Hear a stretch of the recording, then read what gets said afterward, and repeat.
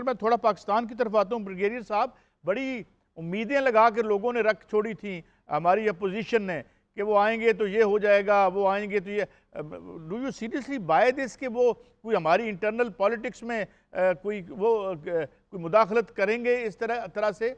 वो तो खुद ही अमेरिका फर्स्ट का नारा लगा रहे हैं ब्रिगेडियर साहब।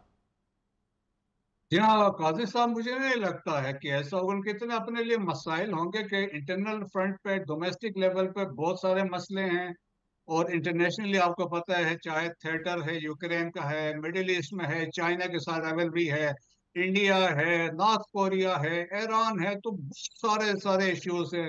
देखिए, उससे कोई फर्क भी नहीं पड़ेगा। इवन कोई वो ट्वीट कर भी देते हैं तो, लेकिन उसका कोई इम्पैक्ट ऐसा होने नहीं जा रहा है, क्योंकि अपनी प्रायोरिटीज होंगी। तो मेरा ख्याल में कोई ऐसा कोई खास इम्पैक्ट नहीं होगा, लोग इससे मायूस ही होंगे।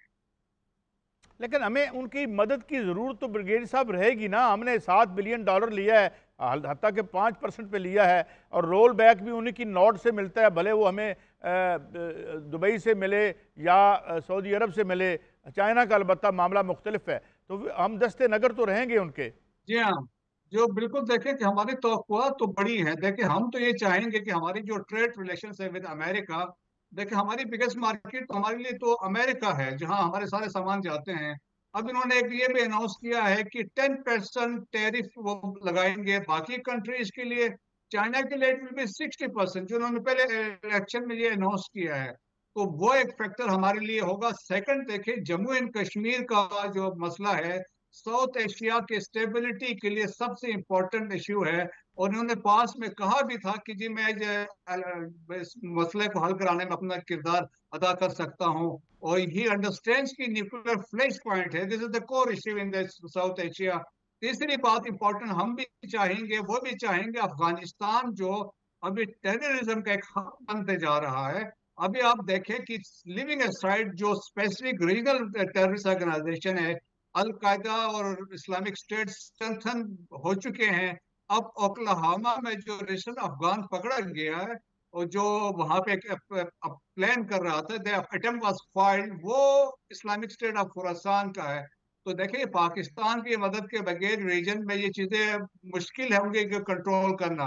तो वो भी एक बड़ा इंपॉर्टेंट फैक्टर है। और पाकिस्तान यकीनन चाहेगा, जो हमारे ताल्लुकात है चाइना के साथ, उसमें हम नहीं चाहेंगे कोई इसमें कमी बेशी हो अमेरिकन प्रेशर में आके, क्योंकि हमारा इंटरेस्ट सी पे के साथ है, और वी वुड लाइक कि हमारी उसमें कंटिन्यूटी हो। जहां आपने इस बात का इशारा किया है कि आईएमएफ यकीनन उस पर प्रेशर वो यकीनन होगा, उनको ये शक है। और शक क्या है कि वो समझते हैं कि हम वो पैसे लेके चाइना को डेट में दे रहे हैं। तो बहुत सारे ऐसे चीजें हैं। तो मेरा ख्याल में वो यकीनन असर अंदाज होंगे हमारे रिलेशंस पे। ब्रिगेडियर मसूद साहब से शुक्रिया। ब्रिगेडियर साहब, हम यही बात कर रहे थे मैडम से भी, और ये भी कि ये जितनी इलेक्शंस हो रहे हैं आजकल, या ये जो इलेक्शन हुआ है, क्वालिटेटिवली क्या फ़र्क है होगा? हाँ, ये कि जी वो आपकी जॉब्स वो ले उड़े। जब जब जब अप स्विंग में इकॉनमी होती है तो इमिग्रेशन खोल देते हैं, जब इकॉनमी जो है नोज डाइव ले रही होती है तो टाइट कर देते हैं। वो हमारी मोहब्बत में तो खोलते नहीं है इमिग्रेशन। उन्हें छोटी मोटी ये जो नीचे ब्लू कॉलर जॉब्स के लिए हमें बुलाते हैं। तो डू यू थिंक कि जिन बड़े दावों पे आया है ट्रंप, ये उनको फुलफिल कर सकेगा, या बहरहाल जो एक इनविजिबल हैंड होता है एस्टेब्लिशमेंट का, वो जगह जगह पे इनका रास्ता रोकेगा, if at all he attempts to do all that he has promised? Brigadier साहब। जी हाँ कादिर साहब, जी हाँ कादिर साहब, मैं यही कहना चाह रहा था कि डिसीजन मेकिंग जब भी होगी तो ये पेंटागन होगा, सीआईए वाले होंगे, नेशनल सिक्योरिटी एडवाइजर की टीम बैठी होगी, एफबीआई वाले होंगे। और देखिए, इनको बेस करके फिर डिसीजन से आगे बनते हैं। अगर आप ओबामास वार की किताब पढ़ ले तो उसमें पूरी किताब में एक डिसीजन लेने के लिए देयर टुक मंथ्स। तो वो एक फैक्टर है, यकीनन विषय से डिसीजन के लिए ये इन्फ्लुएंस जरूर होगा। और जहां तक आपने बात की है कि जिस तरह इन्होंने अभी स्लोगन्स रेज किए हैं, दो हैं।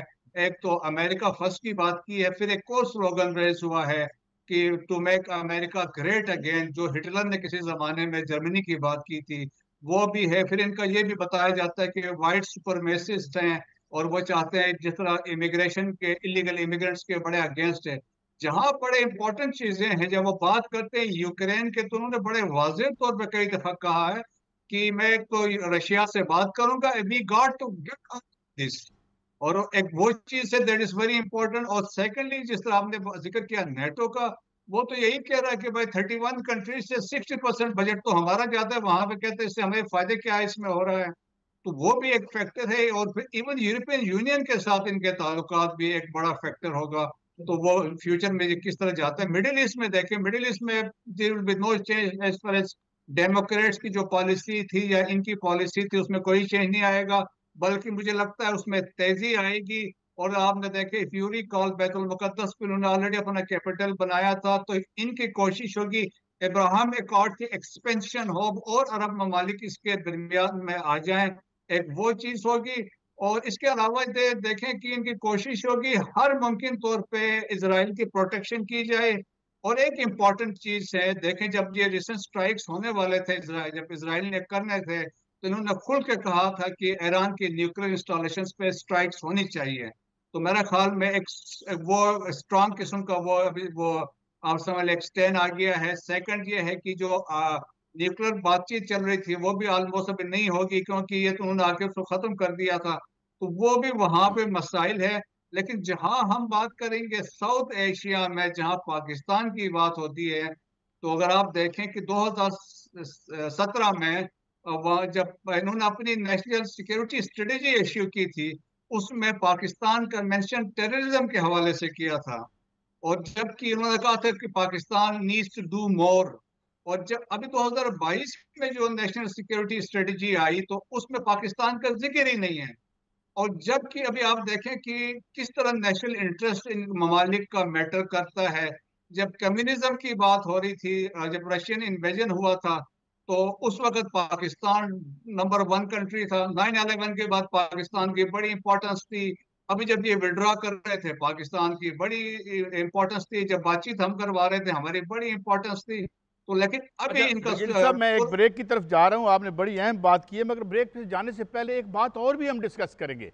जब आप फर्स्ट अमेरिका कहते हैं, ब्रिगेडियर मसूद साहब से शुक्रिया। ब्रिगेडियर साहब हम यही बात कर रहे थे मैडम से भी और ये भी, कि ये जितनी इलेक्शंस हो रहे हैं आजकल, या ये जो इलेक्शन हुआ है, क्वालिटेटिवली क्या फ़र्क है होगा।